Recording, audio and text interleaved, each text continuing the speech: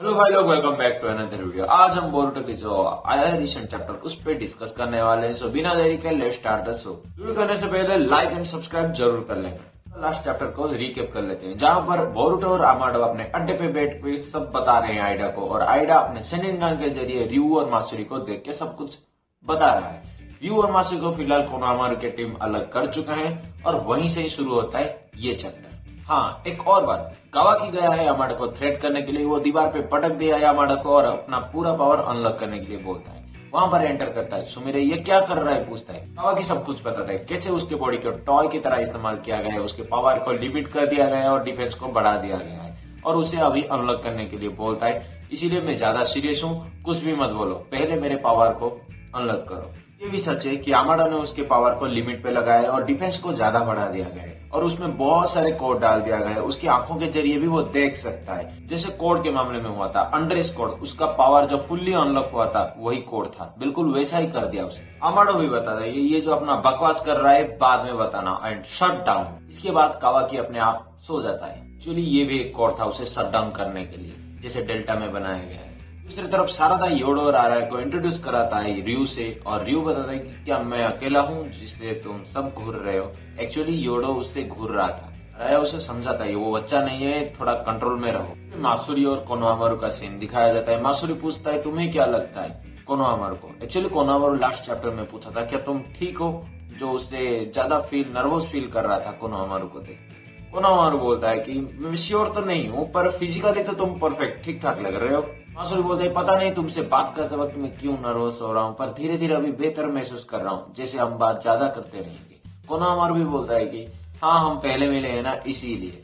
मासुरी बोलता है कि मैं तुम्हें कोनोहामारू चान बुला सकता हूँ। कोनोहामारू थोड़ा पास्ट में याद कर लेता है, जो मोए की बच्चे टाइम था वो कोनोहामारू चान बुलाया था, वो सीन याद कर लेता है और खो जाता है। दूसरी तरफ रयू बोलता है कहाँ गया जो क्लू तुम्हें मिला था ना बोरुटो के बारे में, तुम बताए थे ना। सारादा को बोलता है सारादा हाँ बताया तो था। इतने में रयू अपना काम करना शुरू कर देता है। वो आयरन सैंड को चारों तरफ बिछाने लगता है। सारादा पूछता है ये क्यों कर रहे हो, तो बोलता है कि इससे ज्यादा मुझे महसूस होगा कि बोरुटो कहाँ है, और पता चलेगा तो उसे अटैक करूंगा। पूरे एरिया में फैलाने के साथ साथ वो योडो के चारों तरफ टारगेट कर रहा है, खास करके क्योंकि योडो आने के बाद, रयू के आने के बाद ही उसे घूरने लगा था। वो अभी भी घूर रहा है। ऐसा रयू को भी फीलिंग हो चुका है कि वो उसे मारना चाहता है। बट रिप्लाई में योडो बताता है कि हम निंजा से ही ऐसे है, कोई नया आता है तो उसे थोड़ा ऐसे ही देखते हैं। मित्सुकी पूछता है थोड़ा ये कंफर्म कर लेते हैं, हम बोरुटो को ढूंढने आए हैं क्योंकि वो कोनोहा का गद्दार है और दुश्मन है, इसीलिए हम उसे मारना चाहते हैं, पर तुम क्यों आए हो उसे ढूंढने के लिए। रयू बताता है कि मुझे पता नहीं उसे कैसे पता चला थ्रोनसोल के बारे में, इसलिए उसे ढूंढ रहा हूँ। सारादा पूछता है थ्रोनसोल, जैसे कि उसे कुछ पता नहीं। रयू बताता है कि हाँ उसके बारे में ज्यादा पता है उसे, और खास करके एल्डर जुरा उसे मारने के लिए बोला है। सारादा बोलता है कि हाँ बोरुटो कुछ बोला था थ्रोनसोल के बारे में, क्या हम उसे दाव पे लगा सकते हैं ताकि वो उसे ढूंढने के लिए सामने आ जाए और हम उसे पकड़ सकें। फिर अमाडो का सीन दिखाया जाता है, जहाँ पर कावाकी अपने नींद से जाग जाता है। अमाडो बोलता है काम डाउन कावाकी, थोड़ा बात कर लेते हैं। हाँ मुझे पता है ये टोटली गलत है तुम्हारे साथ में जो किया, पर मुझे भी पता नहीं था कि वो डिवाइन ट्री से कैसे वो आ जाएंगे, और ऊपर से मेरे पास कोई चॉइस नहीं था, इसीलिए तुम्हारे पूरे पावर को ऑफेंसिव में डाल दिया मैंने। फिर सामने एक लड़की है जो लैब के अंदर है, बिल्कुल डेल्टा के जैसा दिखता है। अमाडो बताता है कि ये डेल्टा नहीं है, ये मेरा डॉटर है और इसका नाम आके भी है, मैं इसे वापस जिंदा करना चाहता हूँ। बाकी सब तुम पर है, तुम्हारे कर्मा के जरिए वो वापस से इस दुनिया में आ सकता है, रिइनकार्नेट हो सकता है। उसका पूरा डेटा जो है तुम्हारे कर्मा के अंदर ही है, तुम चाहो तो उसे वापस इस दुनिया में ले आ सकते हो।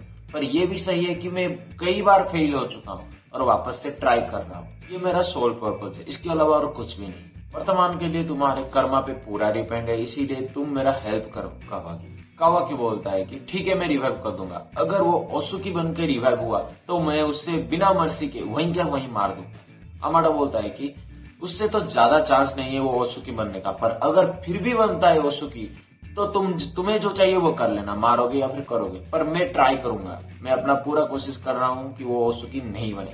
कावाकी बोलता है मैं तुम्हारे कंडीशन में सहमत नहीं हूँ, पहले मेरे पावर को अनलॉक करो, उसके बाद मैं कुछ सोचूंगा। जो फिलहाल के लिए दुश्मन है कोई कम नहीं है, और अब ऊपर से एक और आएगा तो मैं उसके साथ कैसे लड़ूंगा? मैं तो अभी भी अंडर डेवलप हूँ ना, पूरा लिमिट लगाया गया है मुझ पे।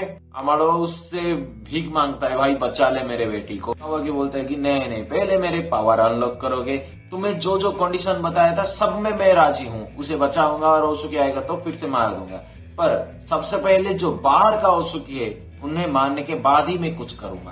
अमाडो बोलता है देख भाई, तू अभी प्रैक्टिकली इमोर्टल है, तेरा हीलिंग पावर सबसे ज्यादा है और डिफेंसिव बहुत ज्यादा है, कोई भी तुझे कुछ नहीं कर पाएगा, तू मरेगा भी नहीं। अगर तू इनकेस उनके साथ मर जाएगा तो मतलब ये तुझे लिमिट जो हटा दूंगा, डिफेंसिव को हटा दूंगा तो कुछ भी नहीं रहेगा ना, मेरा पूरा डेटा चला जाएगा मेरे बेटी का, इसीलिए तेरा जिंदा रहना बहुत जरूरी है। मेरा जिंदा रहना ज्यादा इम्पोर्टेंट नहीं है, मैं बस चाहता हूँ कि ज्यादा से ज्यादा पावर मिले और उन्हें मैं मार दूं जो मॉन्स्टर्स आए हैं, इसीलिए मेरा परवाह मत करो, मेरा पावर अनलॉक कर दो, मैं उन्हें मार दूंगा, उनसे भी ज्यादा बेहतर बन जाऊंगा। साइंस कुछ भी मेथड हो, जितना भी मेथड है यूज कर लो मेरे बॉडी के अंदर और मुझे ज्यादा ताकतवर बना लो, मैं सबको मार दूंगा, उन मॉन्स्टर्स को, डिवाइन ट्री को, कोड को और बोरुटो को। उसके बाद जाके तेरे बेटी को बचाऊंगा और हम वापस से मिलके वही काम करेंगे। फिर मासुरी वाला सीन में आ जाता है। मासुरी बोलता है कि मैं बहुत खुश हूँ, आज मेरा बहुत अच्छा दिन है, तुम्हारे साथ बहुत टाइम स्पेंड कर रहा हूँ। कोनोहामारू बोलता है कि एक मिनट, मुझे ऐसे मत बोलो, तुम कुछ और करके बोल सकते हो। मासुरी बोलते क्या हुआ, कोई प्रॉब्लम है? ये जो तुम कोनोहामारू-चान बोलते हो ना, मुझे थोड़ा अनकंफर्टेबल फील हो रहा है, क्योंकि एक ही इंसान मुझे वैसा बुलाता है और कोई भी नहीं बुलाता है, इसीलिए तुम मुझे कोनोहामारू बोल सकते हो। मासुरी बोलता है कोई एक ही इंसान? कोनोहामारू नहीं वैसा कुछ नहीं, पर मासुरी बोलता है, उसे बात को पकड़ लेता है, बोलता है कहीं वो काजा मासुरी मोएगी तो नहीं जिसके बारे में तुम बात कर रहे हो। इसके बाद वो सीधा अटैक करने पे तुला हुआ है और कोनोहामारू तो हैरान होके बैठा है सिर्फ उसके पास। अब क्या होगा कोनोहामारू तुम्हारे साथ? दूसरी तरफ रियो अपना थ्रोनसेल निकाल देता है खुल्लम खुल्ला एयर पे और बोलता है कि ये जो दाव लगा रहा हूँ थ्रोनसेल थोड़ा बेवकूफी है ना, क्या ये काम करेगा बोरुटो को फंसाने के लिए?